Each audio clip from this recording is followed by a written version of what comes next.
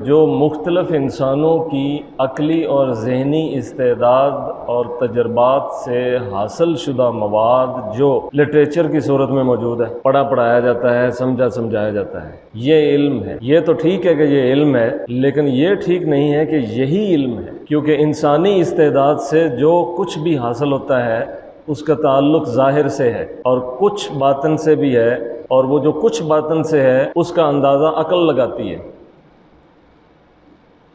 اتنا ظاہر سے ہے اور اتنا باطن میں ہے، وہ باطن بھی ایک طرح کا ظاہر ہی ہے۔ مثال کے طور پہ ایک کسان زمین میں بیج بوتا ہے تو اس کے لیے ظاہر دو تین چیزیں ہیں، ایک تو زمین کی کیفیت اور حالت، دوسری اس بیج کی کوالٹی، اور تیسرا اسے وقت پہ پانی دینا اور حدت کا پہنچنا۔ موسم کی تبدیلی سے یا بیج کی کوالٹی کے تناسب سے یا حدت اور برودت کے پہنچنے سے یا وقت پر پانی دینے یا نہ دینے کے اعتبار سے کوانٹٹی میں فرق آ جاتا ہے، کوالٹی میں بھی فرق آ جاتا ہے۔ تو یہ تو ساری معلومات ہیں جو اسے تجربے سے حاصل ہوئی ہیں، یا کسی پیسٹی سائیڈ کمپنی نے اسے بتایا ہے کہ فلاں چیزیں اگر اس میں تم انسٹال کرو گے تو اس کے یہ نتائج آئیں گے۔ اب اس کا جو باطن ہے اس پوری کاشتکاری کے اندر، یا بیج بونے سے لے کر فصل کاٹنے تک کا جو باطن ہے وہ بھی ایک طرح کا ظاہر ہی ہے، کیونکہ جن لوگوں نے تھوڑی ریسرچ کر کے اندر کی باتیں معلوم کی تو انہوں نے بھی ظاہراً باہر آ کر وہ بات بیان کر دی، تو وہ سارا باطن بھی ظاہر ہو گیا۔ لیکن جس باطن کی ہم بات کر رہے ہیں وہ باطن ہے جو حضرت انسان کا حقیقت مطلقہ کے ساتھ تعلق ہے، وہ باطن۔ اس باطن کے لیے آپ انسانی تخیل کی بنیاد پر جو کچھ آپ سمجھتے ہیں یا جو آپ کو حاصل ہوتا ہے اس پر اکتفا نہیں کیا جا سکتا، ضرورت پڑتی ہے حضرت انسان کو کسی اور سورس کی جس سے وہ جانے کہ اس کی اپنی اصل کیا ہے۔ وہ سورس وحی الہی ہے۔ لہذا علم کا سورس صرف اور صرف انسانی خیالات، تجربات، محسوسات اور ظواہر کا یہ سارا ڈھانچہ نہیں، بلکہ علم کا ایک اور سورس بھی ہے۔ تو جو شخص صرف اور صرف انسانی ذہن سے پیدا شدہ تخیلات، تفکرات اور اس سے جو حاصل شدہ جتنی معلومات ہیں فقط اسی کو علم سمجھے گا تو وہ عقل اور قلب سے رہ جائے گا، اس کا دماغ تیز ہو جائے گا، اس کے بعد بہت ساری معلومات جمع ہو جائیں گی، اور ان معلومات کی بنیاد پہ اور اپنی ذہنی استعداد کی بنیاد پہ وہ یہ سمجھتا پھرے گا کہ میں بہت معلومات رکھتا ہوں، لیکن اسے قلب حاصل نہیں ہوگا، معلومات حاصل ہو جائیں گی۔ اسی طرح سے وہ شخص جو باطن کی طرف متوجہ ہوا لیکن اس کے پاس یہ علم نہیں ہے کہ باطن ہے کیا، کیونکہ جس طرح ایک ظاہری جہان ہے اسی طرح سے ایک باطن کے اندر بھی جہان ہے، اور جہان کی کیا حد حدود ہیں۔ آپ تو ظاہری جہان کی حد حدود تک نہیں پہنچ سکے تو باطنی جہان کی حد حدود تک کیسے پہنچیں گے؟ باطنی جہان کی وسعت کے متعلق خود خدا فرماتا ہے وَمَا يَعْلَمُ جُنُودَ رَبِّكَ إِلَّا هُوَ، تیرے رب کے لشکر کو وہی جانتا ہے۔ جدید سائنس نے ثابت کر دیا کہ کائنات پھیل رہی ہے، قرآن نے بھی اسی چیز کو بیان کیا تھا کہ اِنَّا لَمُوسِعُونَ، ہم اسے بڑھاتے جاتے ہیں۔ تو جب آپ ظاہری جہان کی وسعت تک نہیں پہنچ سکے، اور امکان نہیں ہے کہ آپ پہنچ سکیں گے، کیونکہ جتنا آپ آگے چلتے جاتے ہیں اتنا تو وہ پھیلتا جاتا ہے باطن تک، اور اس کی وسعت کا اندازہ کیسے کریں گے؟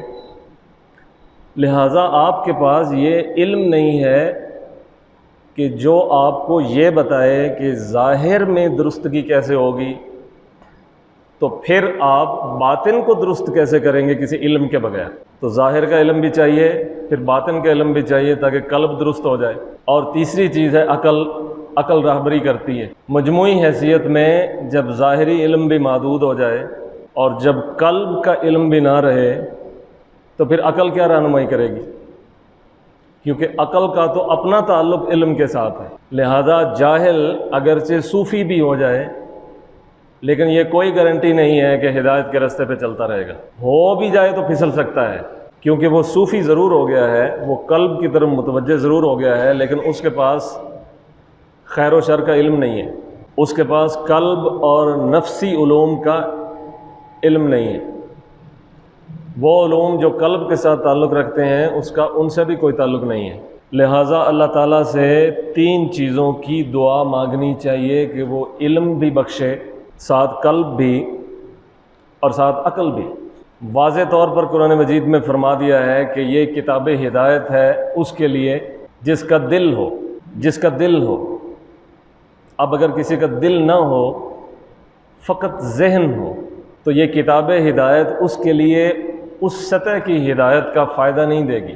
اگرچہ یہ فائدہ ہی فائدہ ہے، لیکن اس آدمی کو اس طرح فائدہ نہیں پہنچے گا۔ مثلا جیسے رمضان شریف برکتوں کا مہینہ ہے، لیکن کسی شخص کا ذہن اور اس کا قلب رمضان سے مناسبت ہی نہ رکھتا ہو، تو پھر اسے رمضان میں بھی کوئی فائدہ نہیں پہنچتا، وہ اس سے ناراض چلا جاتا ہے۔ اسی طرح کتاب ہدایت ہی ہے، لیکن اس شخص کا دل ہی نہیں ہے، تو کتاب ہدایت اسے وہ فائدہ نہیں پہنچاتی، اگرچہ کتاب ہدایت اپنی ذات میں فائدہ ہی فائدہ ہے، نفع ہی نفع ہے، ہدایت ہی ہدایت ہے۔ تو قلب بہت ضروری چیز ہے۔ ہدایت کو جذب کرنے کے لیے قلب کی اہمیت سے انکار نہیں کیا جا سکتا۔ اگر آپ کے سینے میں دل نہیں ہے تو آپ کے سینے میں پھر ہے کیا؟ اور سینے میں جو دل بیان کیا جاتا ہے وہ اس لیے کہ اللہ تعالیٰ نے روحانی قلب کے مقام کو سینے کے اندر اس کا تعین فرمایا ہے، ورنہ قلب تو اصل میں ایک روحانی لطیفہ ہے جس کا تعلق آپ کی روح کے ساتھ ہے، اور یہ جو جسم میں دھڑک رہا ہے یہ آپ کا جسمانی دل ہے۔ جیسے یہ آپ کے جسم کا مرکز ہے اور خون فراہم کرتا ہے، کشید کرتا ہے، جذب کرتا ہے، پھر اس کو آگے پمپ کر کے پھیلاتا ہے، تو جیسے یہ مرکز ہے، ویسے ہی جس قلب کی میں بات کر رہا ہوں وہ آپ کے روحی عناصر کا، جو آپ کی جوہر سے تعلق رکھتے ہیں، اس کا وہ مرکز ہے۔ اور یہی وجہ ہے کہ شارع الاسلام نے فرمایا ہے کہ انسان کے جسم میں اس کی اصل ذات میں ایک ایسی چیز ہے کہ اگر وہ خراب ہو جائے، جسمانی بھی اگر اس کا وہ حصہ خراب ہو جائے تو جسم سارا خراب ہو جائے گا، اور اگر روحانی طور پر بھی وہ خراب ہو جائے تو اس کے جو روحی عناصر ہیں یا روحانی لطائف ہیں وہ بھی متاثر ہو جائیں گے۔ کون مانگتا ہے خدا سے دل؟ اللہ تعالیٰ سے کوئی دل طلب ہی نہیں کرتا۔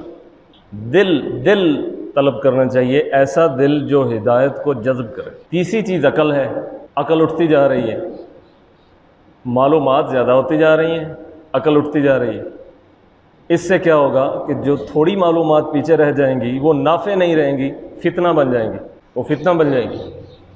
اسی تناظر میں یہ بات کہی گئی ہے کہ علم اٹھ گیا اور گرد رہ گئی وہ بھی برے برتنوں میں ہے، یعنی جب تھوڑی عقل کے ساتھ بہت سی معلومات جمع ہو جائیں گی تو یہ ایسے ہی ہے جیسے چھوٹے برتن میں زیادہ چیز ڈال دی جائے تو وہ باہر نکل جائے گی، ضائع ہو جائے گی، الٹا نقصان کرے گی، اور جب کلی طور پہ بھر جائے گی تو اس میں اتنی جگہ بھی نہیں ہوگی کہ جتنی جگہ چھوڑنی چاہیے۔ تو معلومات کی بہت وسعت ہے، ہر آدمی بھرا پڑا ہے، کس سے؟ علم سے۔ اور اگر علم سے بھرا پڑا ہے اس کے دماغ کا برتن تو کون سے علم سے؟ ان انسانی علوم سے جو چیز حاصل ہوئی ہے، یا تجربات سے، یا مشاہدات سے، اس سے، یا وہ جو وحی الہی سے بتائی گئی ہیں معلومات، ان سے۔ تو جو آدمی ظاہر پر ٹھہر گیا وہ باطن سے رہ گیا، اور جو باطن میں پڑا اور ظاہر کی طرف متوجہ نہیں ہوا، حالانکہ اللہ تعالیٰ جیسا باطن میں تھا ویسا ہی ظاہر میں ہے، وہ بھی ادھورا رہ گیا۔ بعینے ہی جس کے پاس علم ہے لیکن قلب نہیں ہے وہ ادھورا شخص ہے، اور جس کے پاس قلب ہے لیکن علم نہیں ہے وہ بھی ادھورا شخص ہے، اور جس کے پاس اگر یہ دونوں بھی ہوں لیکن عقل نہ ہو، کوئی پتہ نہیں کہ وہ کسی وقت پھسل جائے، بہک جائے، ہٹ جائے، پھر جائے۔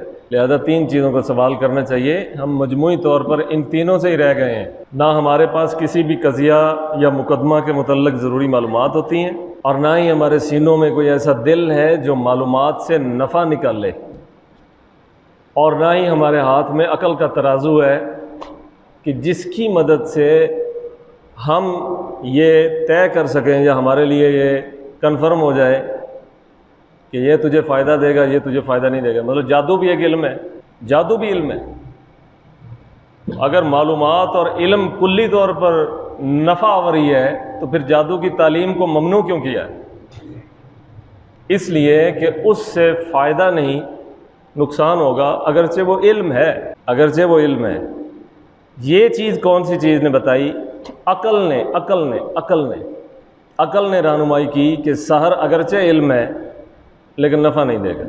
شکر ہے اس دور میں کہ جادوگر نہیں ہے، ورنہ اگر جادوگر ہوتے تو کیا ہوتا۔ ہمارے گھروں کے جو ہمارے آپسی نزاع ہیں یا جو مخاصمت ہے، جتنی لڑائیاں جھگڑے ہیں، اگر جادوگر یہاں پہ آ جائیں تو لوگ تو اپنا سب کچھ بیچ کر ان سے تعویذ لیں، یہ کر دو وہ کر دو، اس کو پھڑکا دو اس کو پھڑکا دو۔ تو یہ اللہ کا شکر ہوا کہ یہ علم بھی اٹھ گیا ساتھ ہی، بہت محدود کر کے سائڈ پہ لگا دیا، ورنہ جس طرح کی ہماری حالت ہے ہم تو کیا سے کیا کر دیتے۔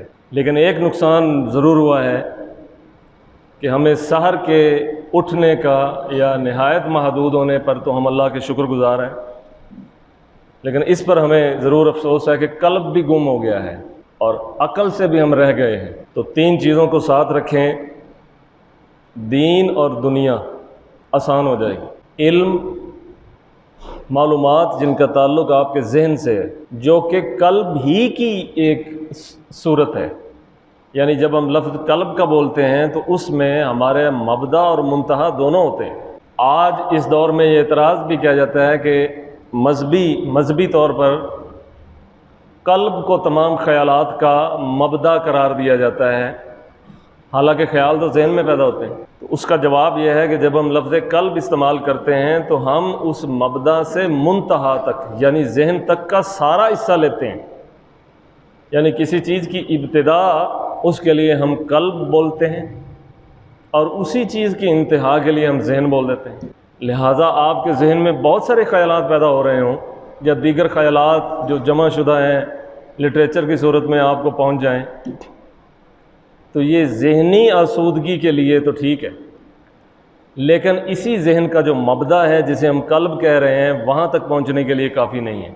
خود احتسابی یہ ہے کہ آدمی ذہن سے قلب کا سفر طے کرے اور دل تک پہنچے کہ حالت کیا ہے، کیفیت کیا ہے، کیونکہ محض خیالات سے آپ کچھ بھی نہیں کر سکتے، جتنے انسان ہیں اتنے ہی خیالات ہیں، اور محض انسانی عقل کی بنیاد پر آپ یہ فیصلہ بھی نہیں کر سکتے کہ یہ خیر محض ہے یہ شر محض ہے۔ آپ کو وحی کی رہنمائی کی ضرورت ہے، اور جو کتاب اتاری گئی ہے قلب کے درست نہ ہونے کی وجہ سے وہ الماریوں میں پڑی ہے، وہ الماریوں کی زینت ہے۔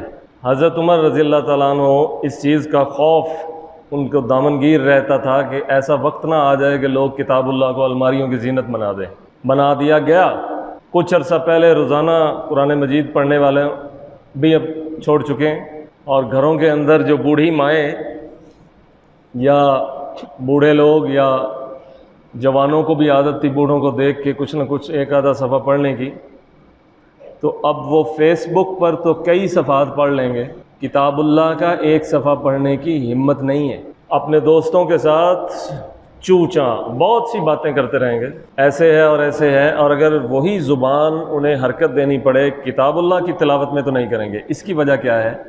معلومات تو زیادہ ہو گئی ہیں، اس کی وجہ یہ ہے کہ سینوں میں دل نہیں ہے، اور کتاب ہدایت عقل کو مخاطب کر کے دل کی اصلاح کرتی ہے، تو دل نہیں رہیں گے، نہ آپ کے علم کام آئے گا اور نہ آپ کے دعوے جو قلب کی بنیاد پہ کھڑے ہیں یا ذہن کی بنیاد پہ کھڑے ہیں یا عقل کی بنیاد پہ کھڑے ہیں۔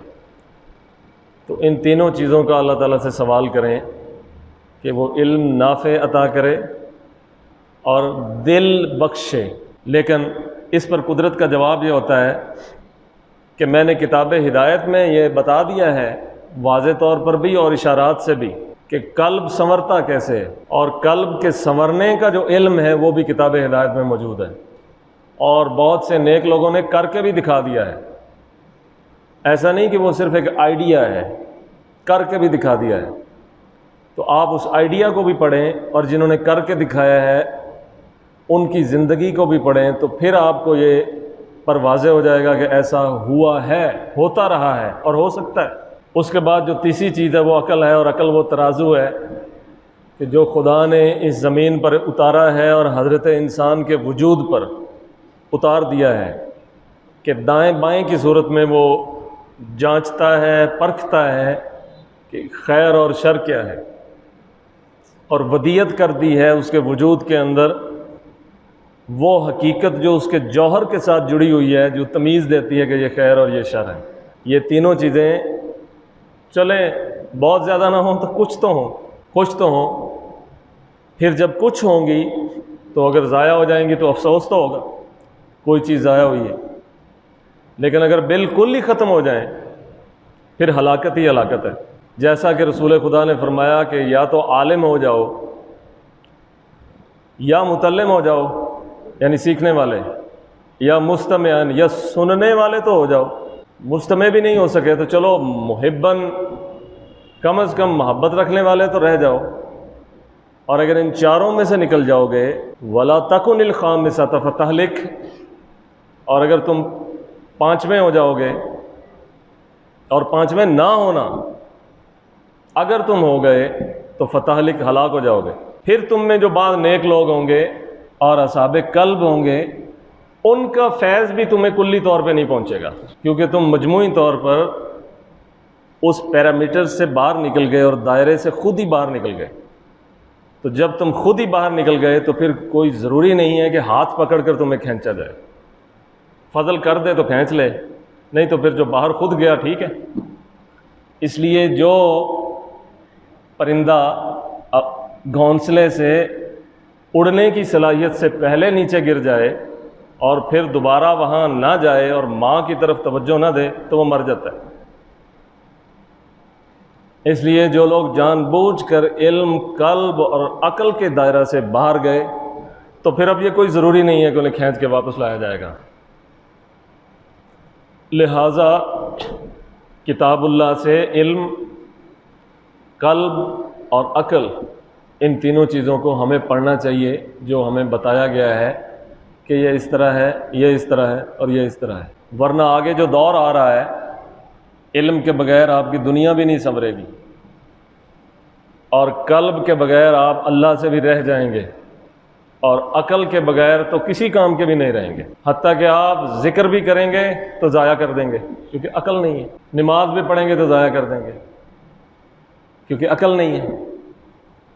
عبادتیں بھی آپ بچا سکتے ہیں اس صورت میں کہ آپ کے پاس عقل ہو، کہ بچانا بھی ایک کام ہے، لاد دینا ہی کام نہیں ہے بلکہ وزن کو اٹھا کے رکھنا بھی ایک کام ہے۔